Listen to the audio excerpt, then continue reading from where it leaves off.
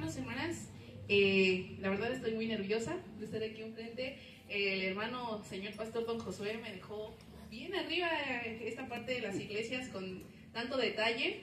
Y la verdad es que preparando esto, yo buscaba información y el pastor me compartió información, pero entre más yo leía, más habían cosas y luego había más cosas y luego no se terminaban y me decían, pues tienes que resumirlo, ¿no? Y yo dije, ¿cómo voy a hacer eso? Entonces, pues Dios compruebo que es grande y poderoso, hermanos, porque pues me ayudó en esta parte. Y quiero compartirles que el día de hoy terminamos con el mensaje a las iglesias. Hoy es la última y ¿recuerdan el nombre de las otras? A ver. Éfeso, Tiatira, Pérgamo, Tiatira, Sardis, Filadelfia. Y vamos a terminar con esta. Ayer en la actividad de jóvenes lanzaron una pregunta como de conocimiento general de la Biblia y decía Eli, de las 7 iglesias, el nombre de las 7 iglesias, y yo me lo sé, pero no lo podía jugar. Y pues creo que con estas enseñanzas se nos han quedado grabadas. La verdad es que yo no recordaba muchas cosas del mensaje de las 7 iglesias, no los había leído todos. Y pues ahora ya sé más cosas de esta parte. Y hoy vamos a terminar con esta, la Odisea. La Odisea no se escribe separado, hermanos, se escribe junto. Yo cometí ese error de con la Odisea y dije, no, espérate, esa es otra cosa. Y la Odisea es la última de las iglesias a las que se les escribe. Y para ponerles un poquito de historia, ¿verdad? Para no perder la costumbre, la Odisea se situaba en el Valle del Lico, al sudoeste de Frigia. Esto es importante porque Frigia va a tener un papel importante en esta ciudad. Estaba además en la encrucijada en 2 importantes rutas comerciales. Hagan de cuenta que era como la Ciudad de México y los alrededores, ¿no? En esta época romana se convirtió en la ciudad más rica de Frigia. ¿Y por qué? Porque habían 2 rutas, las que yo les mencioné. La primera pasaba por Éfeso, a la costa de Egeo, y hacía un recorrido además por Menderes, por el Lico, que era además el valle donde estaba ubicada, a la meseta de Anatolia. Esto es importante, hermanos, porque este recorrido que hace conectaba del otro lado con la segunda ruta, que iba de la capital provincial de Pérgamo a la ciudad mediterránea de Antalya. Esta era una ruta bastante compleja, porque si se dan cuenta, tenía como muchos puntos por los que pasaba, y completa además, por eso se consideraban tan importantes estas 2 rutas. Lo convirtió a la Odisea en una ciudad más rica, pero también con más flujo de comercio. 5 de las 7 ciudades a las que Juan escribió estaban situadas por orden a lo largo de la segunda ruta. Les voy a decir cómo estaba situada. En esta segunda ruta estaban situadas estas iglesias así: Pérgamo, Tiatira, Sardis, Filadelfia, y al final, a unos como 70 kilómetros, estaba la Odisea. Entonces vean esa conexión que había en la segunda ruta, por eso era tan importante. Si recordamos un poco de Pérgamo, Tiatira, Sardis y Filadelfia, pues eran ciudades, eran iglesias que también tenían actividades económicas bastante importantes. Antíoco II es quien funda esta iglesia y le pone así en honor a su esposa, que se llamaba Laodice, y por eso se llama la Odisea. Por eso no se escribe separado, hermanos, eso lo aprendí también yo. La Odisea contaba con un terreno muy fértil, permitía tener buenos pastos para las ovejas y conseguían una producción bien particular de lana negra. Esta lana era pues no muy común y hacía la Odisea una ciudad bien especial porque producía esta lana y se ocupaba en muchas prendas y era muy solicitada también esta lana. A la Odisea también se le va a conocer como la trimitaria. Yo dije, caray, ¿cómo por qué? Y es que ellos elaboraban, a base de esta producción, una túnica que se llamaba trimita. Y esa túnica era muy solicitada por varias ciudades vecinas. Entonces, se le conocía como la Odisea, pero también como la trimitaria, porque era de donde salían todas esas túnicas que eran además como pues bien solicitadas. Ven que de repente se pone de moda una prenda y todos queremos conseguirla, más o menos así era. Esta ciudad tenía prosperidad agropecuaria y comercial. Y todo esto atrajo a la banca. Dijeron, la Odisea como que tiene buena prosperidad, vamos también a llevar la banca, el intercambio de monedas y oro a esta ciudad. Y aquí hay algo bien importante. ¿Se acuerdan del terremoto del año 60 después de Cristo? Bueno, este terremoto, que fue muy fuerte, también tira esta ciudad, pero aquí hay algo bien diferente. Fue reconstruida, sí, la ciudad de la Odisea fue reconstruida, pero sin ninguna ayuda económica de Roma, a comparación de las demás, que sí habían tenido ayuda económica de Roma, esta no. Y hay un historiador que era romano, que se llamaba Tácito, y él escribió lo que yo considero, hermanos, que fue el inicio de lo que vamos a tomar como tema principal de la Odisea. Él escribió: la Odisea surgió de las ruinas por la fuerza de sus propios recursos, sin ninguna ayuda de nosotros. O sea, él dejó bien claro, ellos se levantaron solitos. Nosotros no tuvimos que intervenir, ellos lo hicieron solitos. Y además de que era rica, producía lana negra, tenía 2 rutas importantes que la conectaban, se repuso solita de un terremoto, tenía prosperidad agropecuaria, y todo esto, ¿qué creen? Seguía siendo más famosa. Si yo les menciono la palabra CU o Ciudad Universitaria, ¿qué carrera se les viene a la mente? Filosofía, medicina. La principal. Medicina. Medicina, ¿verdad? Dijeron medicina. Y filosofía está en segundo lugar, pero medicina es de CU, medicina, ¿verdad? Pues más o menos le pasó hacia la Odisea. Ellos tenían una escuela muy famosa de medicina, además. Y ellos decían, no, pues si hay enfermedades que se crearon a partir de otras, pues nosotros vamos a crear ungüentos a partir también de varias hierbas, ¿no? Ellos tenían 2 ungüentos muy famosos, uno a base de nardo para los oídos y otro, un corilio a base de polvo frigio elaborado con aceite, y este se utilizaba normalmente para los ojos. Y ustedes decían, bueno, es perfecta, ¿qué más puede pedir la Odisea? Nada más le faltaba ser una ciudad flotante y que nada más volviera a atacar, ¿no? Y sí, en realidad era famosa, era popular en ese tiempo, era muy rica, pero tenían una debilidad bien importante. Carecía de una fuente adecuada y suficiente de agua. El agua se tenía que traer de otro lado, de sus ciudades vecinas, y se hacía a través de unos tubos para poder transportarla. Pero ¿qué creen? ¿Alguna vez han oído? Bueno, a lo mejor aquí no es tan popular, pero allá en la Guadalupana, hermanos, seguido nos pasa con el internet y con el agua. Es que ya se robaron el tubo del agua, es que ya se robaron el cable de cobre de internet, pues ya no tenemos ni internet ni agua. Más o menos pasaba algo similar con esto. Como eran tubos los que transportaban el agua, eran, se exponían a que los enemigos, los cortaran o los taparan o los quitaran para que ya no tuvieran agua esta ciudad. Podían ser muy manipulables. Y todo esto, o más bien esta iglesia, o la iglesia de la Odisea, nace probablemente durante el tiempo en el que Pablo estuvo radicando en Efeso.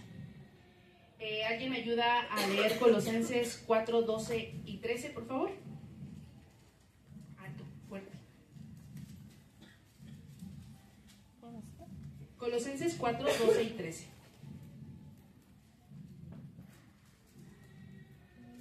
Les manda saludos Epafras, un miembro de la misma comunidad de fe que ustedes y siervo de Cristo Jesús.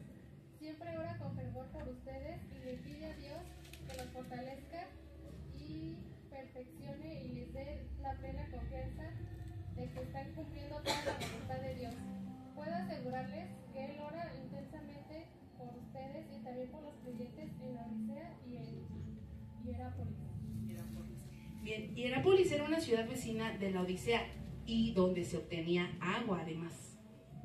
Entonces, esta parte de que los tubos venían de esas ciudades no es coincidencia, hermanos, ahorita les comento por qué. ¿Alguien me ayuda a buscar Colosenses 4, 14 y 16?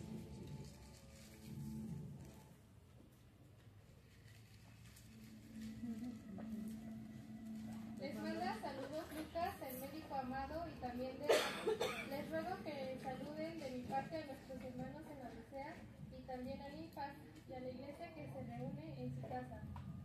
Una vez que hayan leído esta carta, pasen a la iglesia en la Odisea para que ellos también puedan leerla, y ustedes deberían leer la carta que les escribí a ellos. Ahí en Colosenses hay un intercambio de cartas, y después de investigar, pues leí que una de ellas se perdió el tiempo después, pero este intercambio de cartas era para que se pudiera leer lo que Pablo había escrito a estas iglesias. Pero en esta carta, hermanos, el mensaje a la Odisea, en Apocalipsis 3, que es el que vamos a ver hoy, 3 del 14 al 27, es la última de las 7 cartas. Estas cartas, o la carta que vamos a desarrollar hoy, va a empezar en el versículo 14. Y vamos a desarrollar esto, hermanos.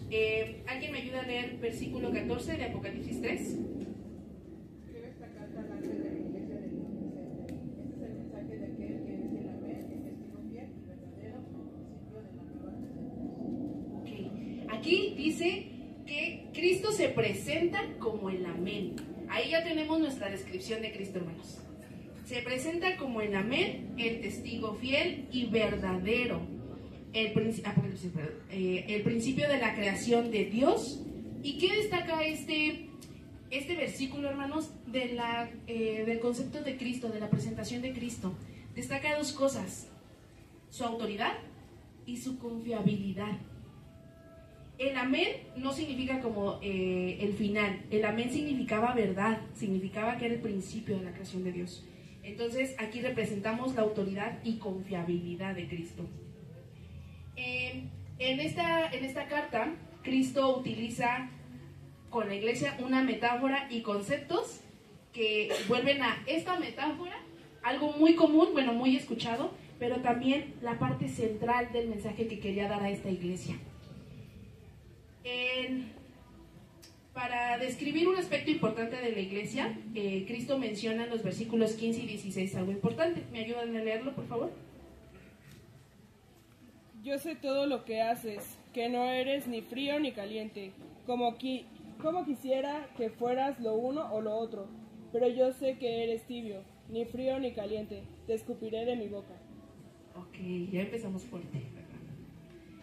Aquí en la Odisea, ¿se acuerdan que yo les dije que contaba con un suministro deficiente de agua?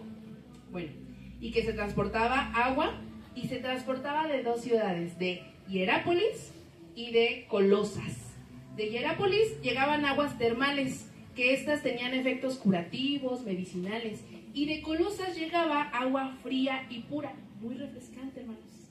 Entonces, en el versículo 15 y 16 que nos leyeron, dice, por cuanto ustedes son tibios. Entonces, para cuando el agua de estas ciudades llegaba a la Odisea, hermanos, llegaba tibia, pero además llegaba insípida. Aquí empieza su crítica, hermanos, su llamado de atención, y usa adjetivos como frío, caliente y tibio. Cuando esta agua llegaba tibia, llevaba además, arrastraba minerales como azufre, como otros minerales que hacían el agua pues imposible de tomar. ¿Alguien ha pensado como que ha visto un vaso y dicen, tiene agua, y se la toman y de repente era agua como medio tibia, que ni estaba ni caliente ni fría, estaba como tibia? Está como rara. Bueno, no sé, a mí no me gusta mucho tomar agua tibia, pero no sé, tiene como raro. Bueno, a mí no me gusta. Y estos adjetivos, hermanos, con los que empieza la crítica es frío, caliente y tibio. Y este versus entre frío y caliente, leí un autor que es el doctor Muntz, espero pronunciarlo bien. Dice que no se refiere a la calidad espiritual, sino la utiliza como una metáfora. No es que cielo es tibia porque tiene menos fe que yo, ¿no? O mi hermana tiene una fe muy caliente porque pues tiene más que yo, ¿verdad? Ella sí tiene más fe que yo. Dice que no se refiere a esto, y muchas veces lo utilizamos así, pues es que eres tibio porque como que sí medio tienes fe y como que no tienes fe. Pero en realidad, investigando, no se refiere a esto, hermanos, se refiere más bien a la eficacia de la vida de la iglesia, a esta eficacia que tenía la iglesia. El agua caliente era medicinal y el agua fría era pura, ¿verdad? Era refrescante. El agua de la Odisea entonces era tibia, pero como les comenté, no era potable. No era potable, no era posible consumirla. Por eso se tenía que transportar agua. Y a diferencia, hermanos, esto es importante, a diferencia de las demás iglesias, esta no recibe un elogio. Es la única iglesia que no recibe un elogio. Y yo dije, ¿pero por qué? ¿Pero por qué no? Bueno, porque lo que sí les da es esta crítica, hermanos. Esta crítica, y Cristo les reprocha su indiferencia, pero además la autosuficiencia espiritual, comparándolos con el agua tibia. Aquí él usa esta metáfora para compararlos con el agua tibia. Esta eficacia, ¿esta agua tibia tenía algún uso? En realidad no. ¿Era posible consumirla? No. Y Cristo les reprocha su indiferencia y autosuficiencia. ¿Me ayudan a leer el versículo 16 otra vez, por favor?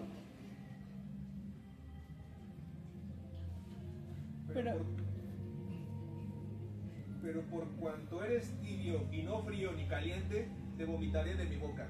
Ok, esa última parte de te vomitaré de mi boca, yo dije, uy, suena muy, muy fuerte.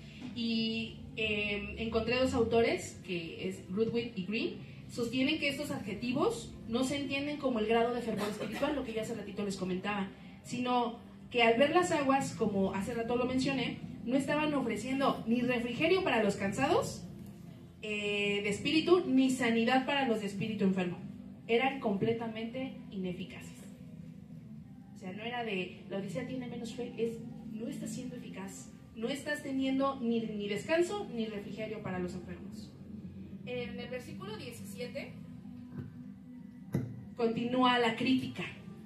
¿Me lo ayudan a leerlo, por favor?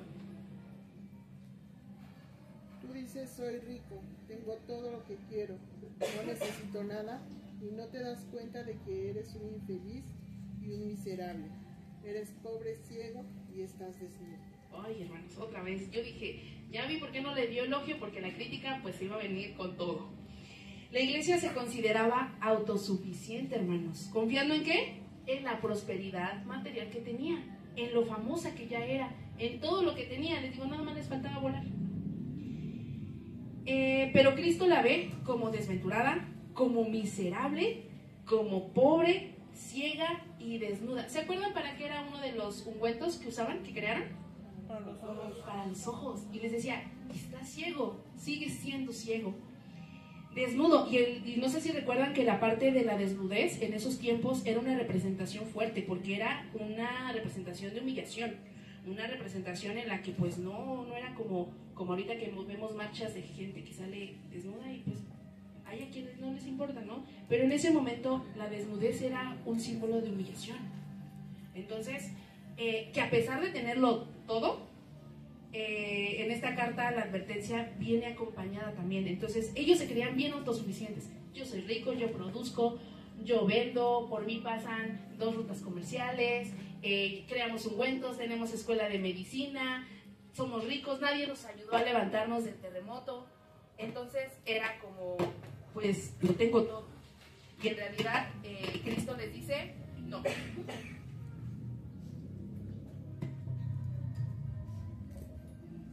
O sea, en realidad Cristo les dice, sí, pero no. O sea, sí, tienes material, pero en realidad no tienes nada. Esta advertencia, hermanos, que además es una crítica bien fuerte, en esta carta la advertencia viene acompañada de un consejo. O sea, no les da solo la advertencia de, Eli, te vas a caer, Eli, te vas a caer, sino también da un consejo. Imagínense, Eli, te vas a caer, pero yo te aconsejo que acomodes tu silla, ¿no? O dejes de jugar en ella, a lo mejor. Entonces, no está jugando.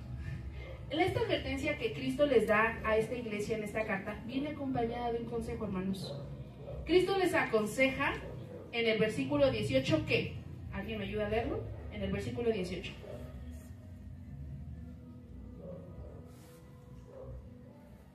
Así que te aconsejo que de mí compres oro purificado por fuego, y entonces serás rico. Compra también ropas blancas de mí, así no tendrás vergüenza por tu desnudez, y compra ungüento para tus ojos, para que así puedas ver. Ok, ¿en realidad la Odisea necesitaba comprar todo esto? Y ellos ya lo tenían. Dice, ¿por qué voy a comprar oro? ¿Por qué voy a comprar vestiduras si yo mismo creo vestiduras? Y me pides que compre ungüento. Oye, yo creo ungüento. Es como decirle a la costeña, pues cómprate unos chiles, ¿verdad? Compra frijoles. Es decir, ¿pero por qué? Y en realidad Cristo les aconseja comprar 3 cosas de Él. Pero estas 3 cosas tienen un objetivo, hermanos. La primera, que es oro refinado en fuego, ¿qué era? Era para tener una riqueza verdadera espiritual. Una riqueza verdadera. Te estás yendo por lo material, sí tienes oro, pero en realidad tienes pobreza espiritual. Y Él les decía, este oro refinado te va a dar verdadera riqueza espiritual. La segunda es que eran las vestiduras blancas. En realidad era un símbolo de pureza y justicia. Quería que la ciudad volviera, que fuera o se enfocara en la parte de la pureza, de la justicia, hermanos. Y el 3, el ungir sus ojos con coririo, con este ungüento, que además era famoso, era para sanar esa ceguera espiritual que ellos tenían. Porque yo produzco medicina, yo produzco esto, pero en realidad tú estás ciego. Y Él les decía, compra ese ungüento, úsalo para sanar su ceguera espiritual.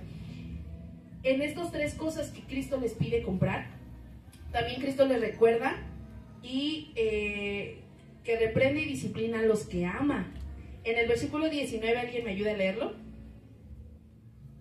Yo corrijo y disciplino a todos los que amo. Por lo tanto, sé diligente y arrepiéntete de tu indiferencia. Okay. ¿Alguna vez aquí los jóvenes, adolescentes, han escuchado el de nuestras mamás, te corrijo porque te amo? ¿Sí? El de, yo te regaño porque te quiero. A los demás no los regaño porque no los quieren en sus casas. Bueno, es algo que yo escuchaba mucho. Y en realidad en esto Cristo les recuerda que Él reprende y disciplina a los que ama. Los incita además, los insta a arrepentirse. No solo les dice, eres tibio, te voy a vomitar, sale, bye. No les dice eso. Les dice, ok, ya te reprendí porque tienes ceguera espiritual, porque dices tenerlo todo y no tienes nada. Pero mira, yo los amo y quiero que se arrepientan y quiero todavía mostrarles su misericordia. Entonces en este versículo 19 los insta a arrepentirse, hermanos. Y entonces hasta aquí llevamos que la Odisea no tiene elogio, pero sí tiene una crítica bien fuerte.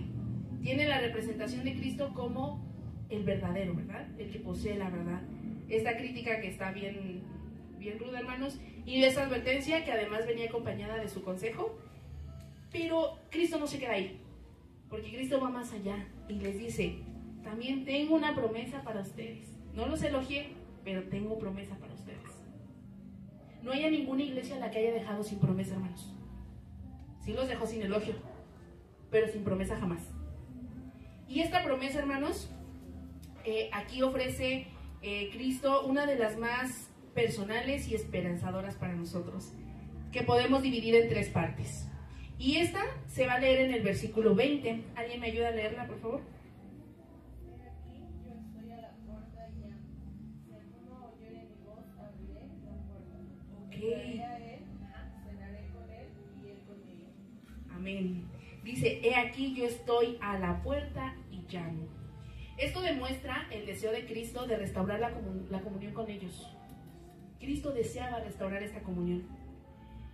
Entonces aquí podemos ver la primera parte, que era Él llama, ¿sale? Él quería restaurar la comunión. En la segunda cosa en la que vamos a dividir esta promesa es, si alguno oye mi voz y abre la puerta, entraré en él y cenaré con él y él conmigo. ¿Qué era lo que reflejaba aquí, hermanos? Reflejaba una imagen de intimidad, de amistad.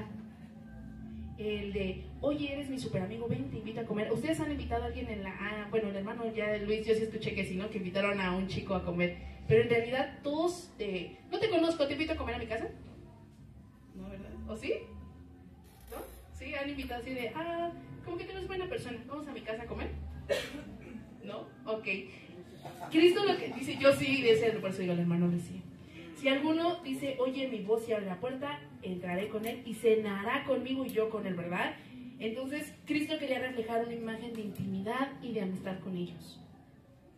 En la tercera parte, vamos a leer antes el versículo 21, si alguien me ayuda a leerlo.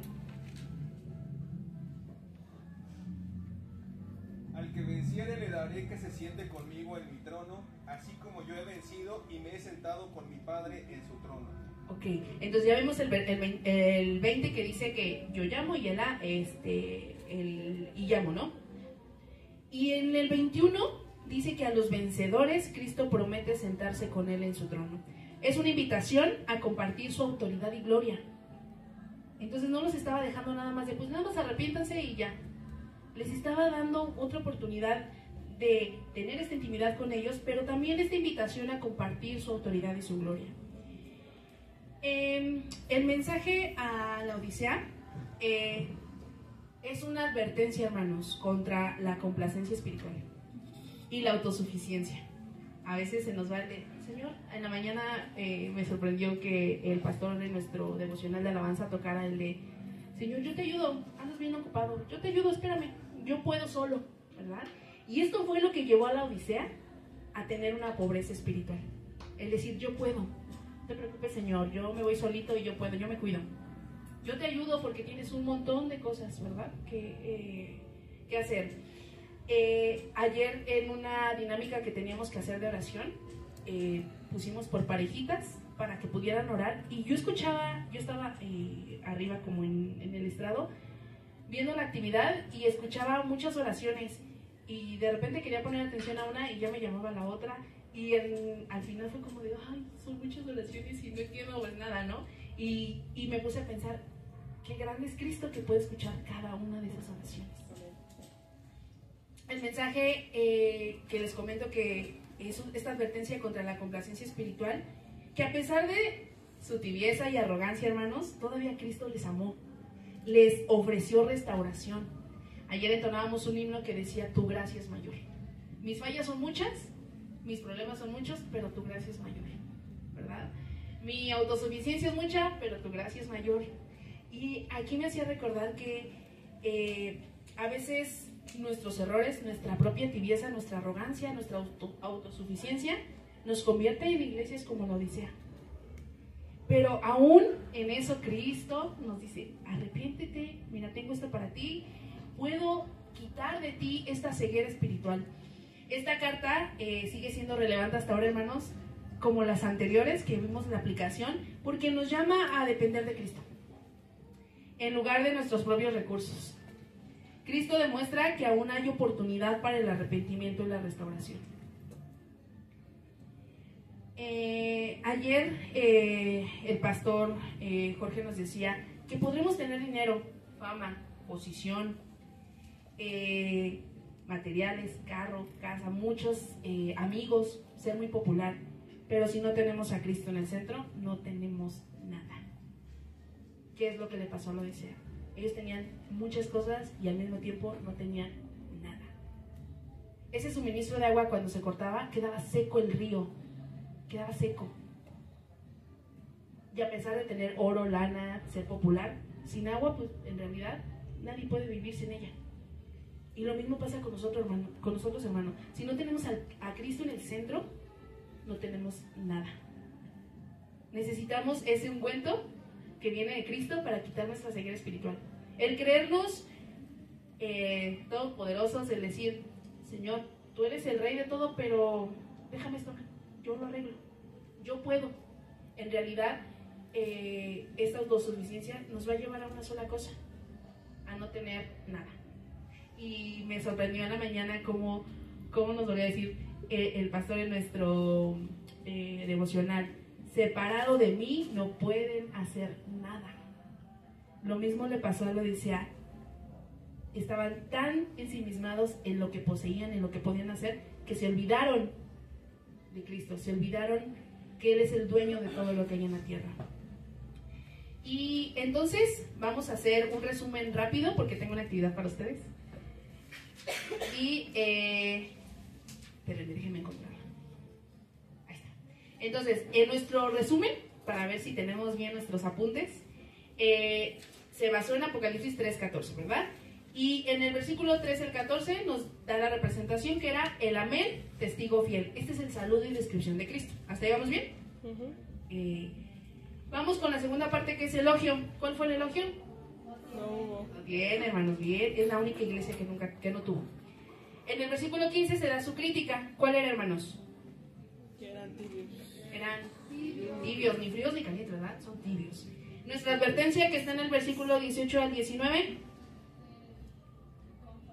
compren oro y gasten horas blancas. Y acuérdense que esta venía con un consejo, ¿verdad?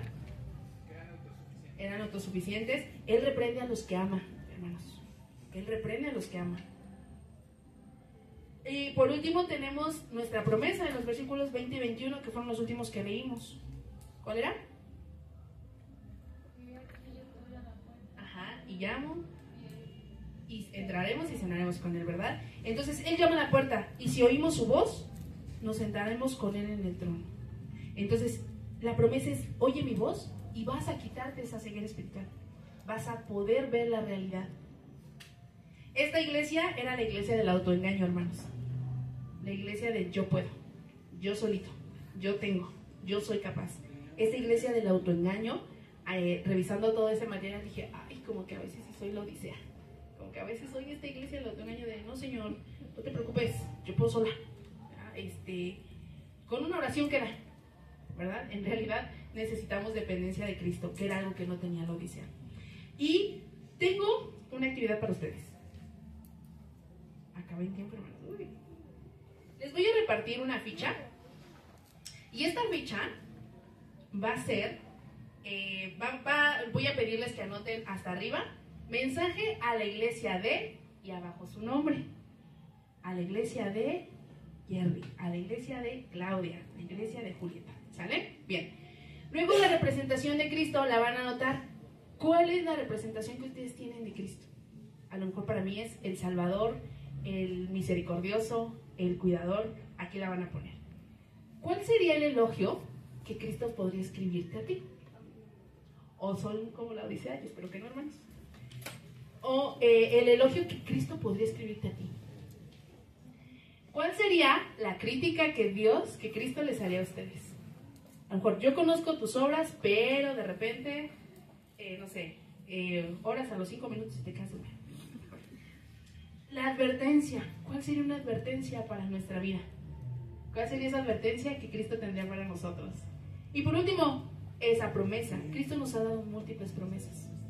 Y hay algunas que todavía tiene ahí Cristo esperando a dárnoslas.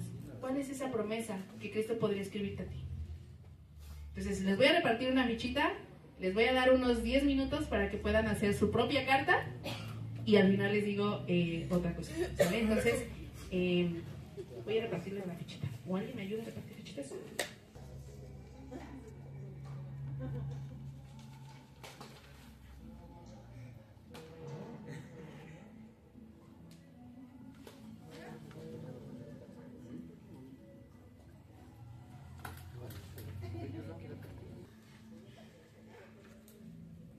Ok, hermanos. Esta carta que Cristo podría escribirte tiene una ventaja, hermanos. Tú conoces, tú tienes una representación de Cristo bien presente en tu vida, ¿verdad? El elogio, dicen por acá, me costó más el elogio que la crítica. Yo no dudo que todos ustedes tengan elogio, ¿verdad? Y la crítica, hermanos, entonces, si tú escribiste algo en crítica, ya tienes las de ganar, hermano, porque sabes que cosas no andan bien. Si tienes una advertencia, hermanos, no es casualidad que la sepas. Esto no lo sabes por ti. La advertencia la sabes por Cristo, porque quiere advertirte cosas y ha hablado a tu vida y ha puesto cosas en ti que hacen que pienses esto. Ayer nos decían, si la palabra, si los mensajes, si estas advertencias te causan incomodidad, qué bueno, porque la palabra está teniendo efecto en ti. Si tú dices, no se los vomitaré, pues, órale, no. Si no causa ninguna incomodidad en ti, preocúpate. Si lo está haciendo, hermanos, es porque Cristo tiene esta advertencia para ti, que además viene acompañada de consejos. ¿Y dónde están los consejos, hermanos? ¿En el amigo? ¿En internet? ¿En TikTok? En su palabra, hermanos. Está llena de consejos. Dice, apártate del consejo de malos, honra a tu padre y a tu madre, padres no estén contra sus hijos, ni hijos estén contra sus padres. Este libro, hermanos, está lleno de advertencias y consejos también. Si tú escribiste algo en promesa, significa que Dios tiene todavía más cosas. Y no dudo que a lo mejor es que me costó escribir la promesa. Pero hermanos, las promesas que nosotros pudimos anotar aquí no se comparan con todas las que Cristo tiene para nosotros. Y esta carta que hicimos hoy, este ejercicio, guárdalo. Ya si lo pides, hermano, y alguien lo encuentra por ahí, no es culpa mía.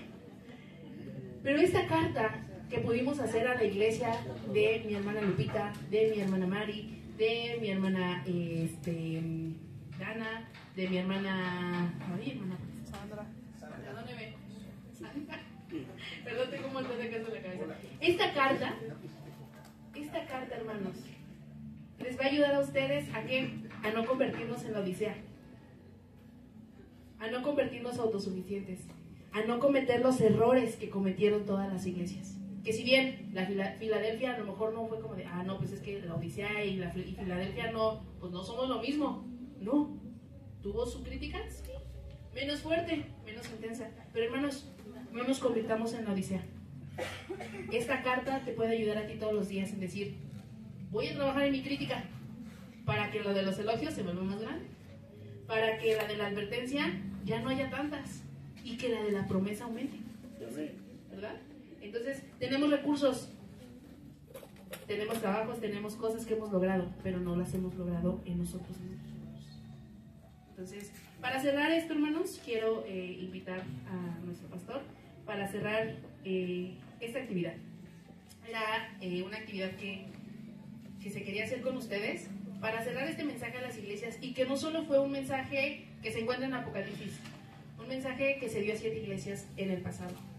Son cartas que siguen vigentes, son cosas que nos pueden ayudar hoy en día. Entonces, amén.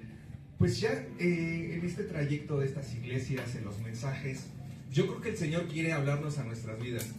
Sin duda alguna, Él quiere que nosotros estemos buscando algunas cosas, pero también evitar otras. Entonces, el Señor nos está hablando a nuestras vidas. Ustedes escribieron conforme a lo que hemos aprendido, cuáles son nuestras críticas. Que el Señor, si ustedes observaron y recuerdan, en cada iglesia les decía el Señor, yo conozco sus obras. Entonces, a lo mismo a nosotros, yo conozco sus obras. Así como hicieron el ejercicio, como la iglesia personal, iglesia cada uno de ustedes como lo hicieron ahorita. Entonces también recuerden que el Señor dice, yo conozco tus obras, yo conozco lo que haces. ¿Eres así? ¿Eres amoroso o no eres amoroso? ¿O eres así o no eres así? Entonces esa parte es la que necesitamos trabajar. Dicen ahí, y a ustedes identifican cuál es lo que nos hace falta crecer y cuáles cosas nos hace falta evitar. Y todo eso necesitamos crecer. Entonces, es algo que necesitamos, hermanos, cambiar, que no solamente sean unos mensajes más que se quedan ahí en el baúl de los recuerdos, sino que sea un cambio en nuestras vidas. Sin duda alguna, el Señor nos habla, y como sabemos bien, es a través de su palabra. Entonces, es algo que necesitamos atender en nuestras vidas, que necesitamos cambiar, y que necesitamos darle lo mejor a nuestro Señor, no las cosas a medias. Entonces, hermanos, les animo a que podamos pensar en estas iglesias, en cuáles son nuestras fortalezas y debilidades, y también, pues, qué cambios. Les decía en la mañana a los chicos de los músicos, necesitamos hacer pequeños cambios. Hay veces, voy a hacer esta parte, pensamos en algo muy grande, pero necesitamos hacer pequeños cambios en nuestra vida. Y empezamos a empezar a caminar y hacer diferencias en nuestras vidas. Entonces, se los extiendo a ustedes, hermanos, necesitamos hacer esos cambios para hacer la diferencia en nuestras vidas y así ser cristianos, ser como Cristo, ser ese reflejo de Cristo. Entonces, hermanos, les animo a que podamos continuar a lo que Dios tiene en nuestras vidas. Sin duda alguna son promesas también al final, y son cosas buenas para nosotros. Entonces es el ánimo que tenemos para en nuestra vida, y que continuemos en su camino. Dios les bendiga.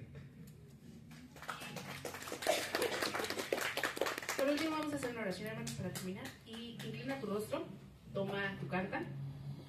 Si tienes que leerla, léela. Y vamos a orar. Amado Padre, te doy gracias porque tú nos permites conocer, Padre mío, tu palabra. Gracias porque siempre hablas a nuestras vidas y tienes algo que decirnos. Te doy gracias porque el día de hoy, Padre mío, pudimos revisar cómo sería nuestra carta. Cómo sería esta carta que tú escribirás a nosotros, a nuestra iglesia personal, la de cada quien, Señor. Y te agradezco porque eres bueno y misericordioso con nosotros. Ayúdanos, Padre, a trabajar en esta carta, Señor, que nosotros pudimos identificar, que sabemos que no lo hicimos por nuestros medios. Sabemos que tú todos los días hablas a nuestras vidas, hablas a nuestros corazones y haces, Padre mío, que nos incomodemos con el pecado, que nos incomodemos con ciertas cosas, Padre mío, que no están bien. Te doy gracias, Padre mío, porque esa incomodidad aún está en nosotros. Porque tú, Señor mío, eres el dueño de todo. Ayúdanos todos los días a recordar, Padre mío, que dependemos de ti, que sin ti no tenemos nada, que necesitamos que Cristo sea el centro de nuestras vidas, para no convertirnos en estos habitantes de esta iglesia, Padre mío, que se creían autosuficientes, esta ciudad que creía tenerlo todo y que no lo tenía nada. Ayúdanos a que podamos identificar ese ungüento para nuestra ceguera espiritual, que si estamos empezando a sentir que ya no tenemos el mismo ánimo, la misma visión, Padre mío, seas tú quien ponga ese ungüento en nuestros ojos, que nos ayudes a quitar esa ceguera espiritual, esa pobreza, Padre mío, que también tenemos. Ayúdanos a que seamos eficientes, Padre mío, que seamos eficaces en tu obra, que no seamos esa agua tibia que está llena de minerales imposible de tomar. Ayúdanos a darle ese refugio, Padre mío, a los que están cansados, Padre mío, a través de ti. Ayúdanos a hacer esa ayuda, Padre mío, que pueden estar necesitando la gente allá afuera. Tu mandato para todos nosotros es compartir tu palabra, Señor mío. Ayúdanos a que podamos tomarte de la mano, Señor mío, y hacer esto para ti y por ti. El nombre que tiene que ser alabado, Señor, es el tuyo.